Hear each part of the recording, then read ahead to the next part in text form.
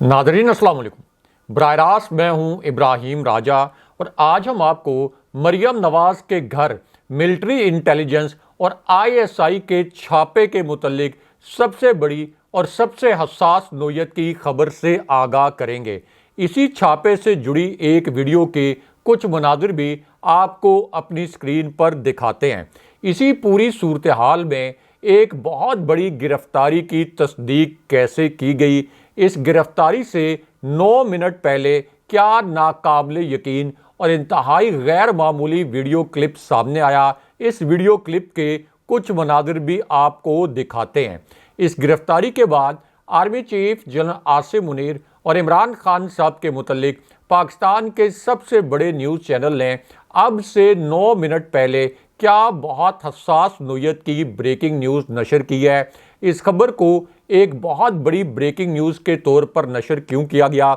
इस खबर के दो नुकात मुख्तसरन आपको बताते हैं। एक सियासी खातून की आज ही के दिन में एक शर्मनाक वीडियो लीक होकर सोशल मीडिया पर कैसे वायरल हो गई, ये क्लिप भी आपको अपनी स्क्रीन पर दिखाते हैं। इसी पूरी सूरत हाल में एक इंतहाई दिलखराश और एक कर्बनाक किस्म की सीसीटीवी फुटेज जो आज के दिन में सामने आई है, ये सीसीटीवी फुटेज भी आपको दिखाते हैं और पाकिस्तान के सबसे बड़े और सबसे मकबूल लीडर यानी इमरान खान साहब से जुड़ी अडयाला जेल से वायरल होने वाली वीडियो के कुछ मनाज़िर भी आपको दिखाते हैं और इससे जुड़ी खबर से भी आपको आगाह करते हैं।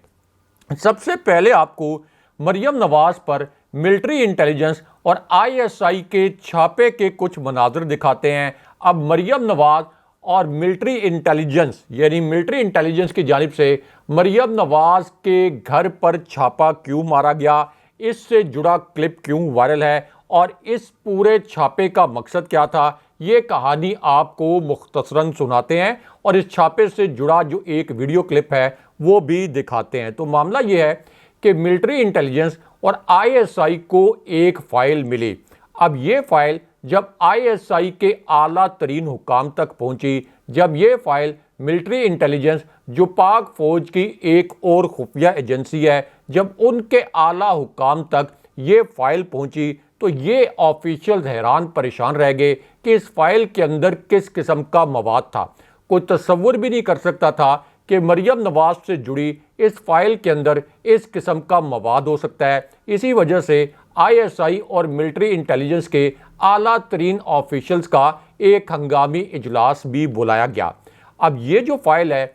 ये मिलिट्री इंटेलिजेंस के ऑफिशियल्स को और आईएसआई के जो आला तरीन हुकाम हैं इन्हें आर्मी हाउस से भिजवाई गई थी। इस फाइल के अंदर मरियम नवाज के मुतल्लिक ऐसे संगीन और नाकाबिले तरदीद शवाहिद मौजूद थे कि आर्मी हाउस से इस फाइल को आईएसआई और मिलिट्री इंटेलिजेंस को मार किया गया और उन्हें यह कहा गया कि इस फाइल के मुतल्लिक तहकीकात की जाएं और जब ये तहकीकात शुरू हुई तो उसके बाद वो कुछ हो गया जो पाकिस्तान में कोई इमेजिन नहीं कर सकता था। आईएसआई और मिलिट्री इंटेलिजेंस ने इस पूरे ऑपरेशन को खुफिया रखा, इसके मुतल्लिक किसी किस्म की मालूमात मीडिया पर नहीं लाई गई, इसके मुतल्लिक कोई प्रेस रिलीज जारी नहीं किया गया ताकि कहीं ऐसा ना हो कि जिस वक्त आईएसआई और मिलिट्री इंटेलिजेंस ये ऑपरेशन कर रहे हों और जब इस फाइल के मुतल्लिक तहकीकात कर रहे हों तो ऐसा ना हो कि इस फाइल से जुड़े जो शवाहिद हैं उनको मिटाने की कोशिश की जाए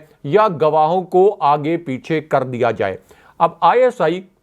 और मिलिट्री इंटेलिजेंस ने तकरीबन 3 हफ्ते तक इस पूरे प्रोजेक्ट पर या इस ऑपरेशन के ऊपर बड़ी खामोशी के साथ काम किया। उसके बाद 11 लोगों को इंटेरोगेट किया गया। इन 11 लोगों ने इस फाइल में मौजूद जो शवाहिद थे उनकी तायीद की और इन 11 लोगों से मज़ीद शवाहिद जो हैं वो इसी फाइल में मौजूद शवाहिद से जुड़े शवाहिद जो हैं वो भी इनसे इकट्ठे कर लिए गए। उसके बाद ये पूरी फाइल आर्मी हाउस भिजवाई गई, यानी आर्मी हाउस जहां पर पाकिस्तान के कोई भी आर्मी चीफ रिहाइश पजीर होते हैं उसको आर्मी चीफ कहा जाता है। अब आर्मी चीफ को जब ये फाइल भिजवाई गई तो वो भी इसके अंदर मौजूद शवाहिद को और एक इंतहाई घिनौनी वारदात से जुड़े सबूतों को देखकर हक्का बक्का रह गए और उनके लिए भी ये शवाहिद नाकाबिले यकीन थे। उसके बाद آرمی چیف نے ایک اور بہت غیر معمولی کام کیا۔ اس کام کو کرنے سے پہلے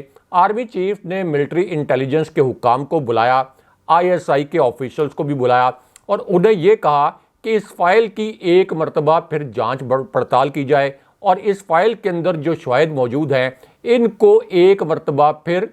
پرکھا جائے اور ان کے متعلق مزید تحقیقات کی جائیں تاکہ 100% ہم انشور کر لیں کہ ہم نے یہ جو تحقیقات کی ہیں یہ 100% درست ہیں۔ اس کے بعد دوسرے مرحلے میں اگلے 6 دن میں ISI اور ملٹری انٹیلیجنس نے 13 مزید لوگوں کو انٹیروگیٹ کیا، 13 مزید لوگوں سے تحقیقات کی گئیں اور جب ان سے تحقیقات کی گئیں تو ان میں سے 3-4 نے اعتراف جرم بھی کر لیا اور یوں ISI اور ملٹری انٹیلیجنس کو مریم نواز کے متعلق، نواز شریف کے متعلق اور ان کے گھر کے ایک فرد کے متعلق ناقابل تردید شواہد مل گئے اور یہ پتہ چل گیا کہ اس وقت اس فائل میں جس گھنونی واردات کے شواہد موجود ہیں یہ مریم نواز، نواز شریف اور شہباز شریف کی مرضی اور منشا کے بغیر یہ گھنونی واردات نہیں ہو سکتی تھی۔ اس کے بعد آرمی چیف نے ایک ناقابل یقین فیصلہ کیا۔ وہ فیصلہ یہ تھا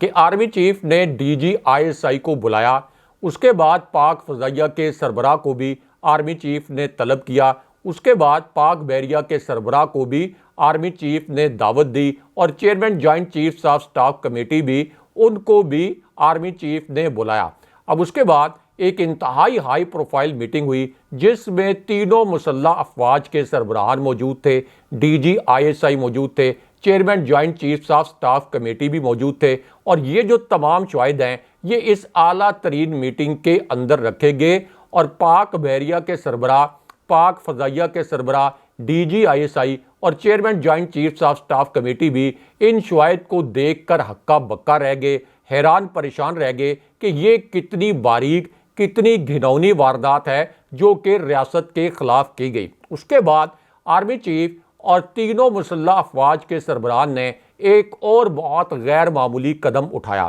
اور وہ قدم یہ تھا کہ آرمی چیف کو یہ بتایا گیا کہ آپ یہ معاملہ براہ راست نیشنل سیکیورٹی کمیٹی کے اجلاس میں لے کر جائیں اور پھر جس شخصیت کی آئیڈینٹیفیکیشن ہوئی ہے براہ راست اس سے اس فائل کے متعلق سوالات کیے جائیں۔ لیکن اس کے بعد ایک بااثر شخصیت اور آرمی چیف اور مریم نواز کے گھر کے اس فرد کے متعلق ایک بہت بڑی خبر آ گئی، کیونکہ ایک بااثر شخصیت نے، جس کے متعلق آپ کو بتاتے ہیں کہ یہ بااثر شخصیت کون ہے، اس نے براہ راست آرمی چیف سے رابطہ کیا اور اسی شخصیت نے یہ بتایا کہ مریم نواز، نواز شریف اور ان کے گھر کا یہ جو فرد ہے ان کے خلاف اس کے پاس کس قسم کے ناقابل تردید شواہد موجود ہیں۔ انیشلی آرمی چیف نے ان شواہد کو یہ سوچ کر نظر انداز کیا کہ شاید یہ کوئی سیاسی مخالفت ہوگی، لیکن بعد میں جب اسی بااثر شخصیت نے آرمی چیف کے پاس یہ شواہد پہنچائے تو آرمی چیف ان شواہد کو دیکھ کر حیران پریشان رہ گئے۔ اس کے بعد آرمی چیف نے یہ جو شواہد پر مبنی فائل ہے ان کو اٹھایا، تینوں مسلح افواج کے سربراہان کو اپنے ساتھ لیا، chairman joint chiefs of staff committee کو اپنے ساتھ لیا، DG ISI کو اپنے ساتھ لیا اور جو دیگر اعلیٰ ترین فوجی حکام ہیں ان کو ساتھ لے کر وہ نیشنل سیکیورٹی کمیٹی کی میٹنگ میں چلے گئے جہاں پر پرائم منسٹر بھی موجود تھے اور مریم نواز کے گھر کا یہ فرد بھی موجود تھا۔ اب یہاں پر پوری فوجی قیادت نے مریم نواز کے گھر کے اس فرد کو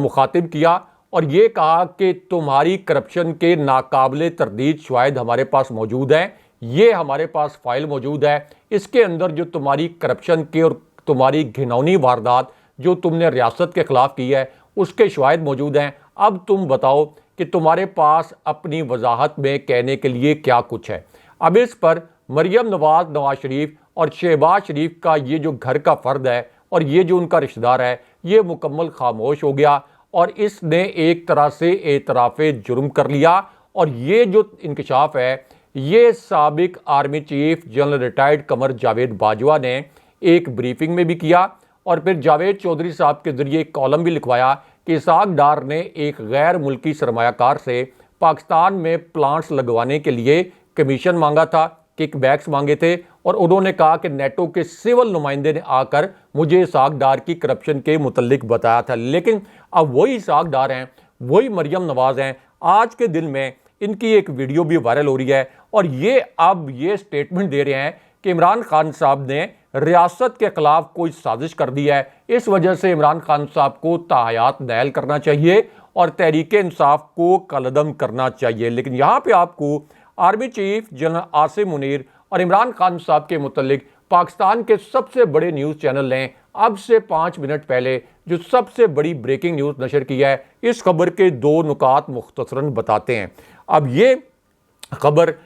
اس وقت بریکنگ نیوز کے طور پر نشر کی گئی جب اڈیالہ جیل سے ایک ناقابل یقین ویڈیو اب سے 6 منٹ پہلے وائرل ہو گئی۔ اس ویڈیو کو پاکستان کے تمام نیوز چینلز نے سنسر کر دیا۔ اس ویڈیو نے سوشل میڈیا پر بہت بڑا تہلکہ مچا دیا، لیکن پاکستان کے مرکزی میڈیا کو چونکہ شریف خاندان کنٹرول کرتا ہے اس لیے اس ویڈیو کو نشر نہیں کیا گیا۔ لیکن ہم آپ کو بتاتے ہیں کہ اصل میں اڈیالہ جیل میں کیا ہوا۔ تو معاملہ یہ ہے کہ اڈیالہ جیل میں ایک انتہائی اہم شخصیت پہنچی اور جس وقت یہ شخصیت اڈیالہ جیل پہنچی وہاں پر ایک بہت غیر معمولی صورتحال پیدا ہوئی۔ اس کے بعد ایک کردار عمران خان صاحب کے سیل کے پاس پہنچا۔ عمران خان صاحب کو ایک پیغام پہنچایا گیا۔ اس پیغام کے ملنے کے بعد عمران خان صاحب اپنے سیل سے باہر نکلے اور اس کے بعد اڈیالہ جیل کا جو ایک چھوٹا سا کوریڈور ہے اس سے نکل کر وہ ایک کمرے میں آ گئے۔ اس کے بعد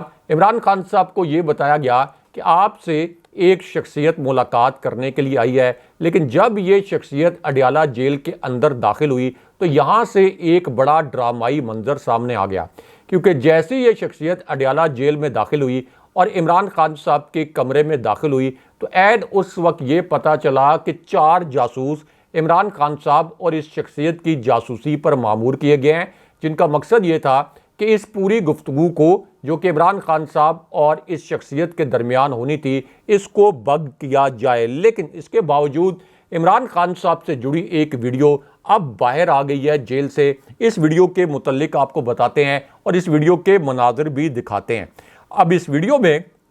عمران خان صاحب نے خان صاحب سے جڑی اس ویڈیو میں یہ کہا گیا کہ عمران خان صاحب نے کہا کہ جس ملک میں انصاف اور قانون کا نظام ختم ہو جائے وہ ملک تباہ ہو جاتے ہیں۔ ملک کو اس دلدل سے نکالنے کا صرف ایک راستہ ہے کہ شفاف الیکشن کروائے جائیں۔ لیکن اس کے بعد جو ویڈیو کا حصہ ہے یہ سب سے حساس نوعیت کا ہے اور اسی وجہ سے اس ویڈیو کے اس حصے پر لاکھوں کی تعداد میں ٹویٹس بھی کیے گئے ہیں۔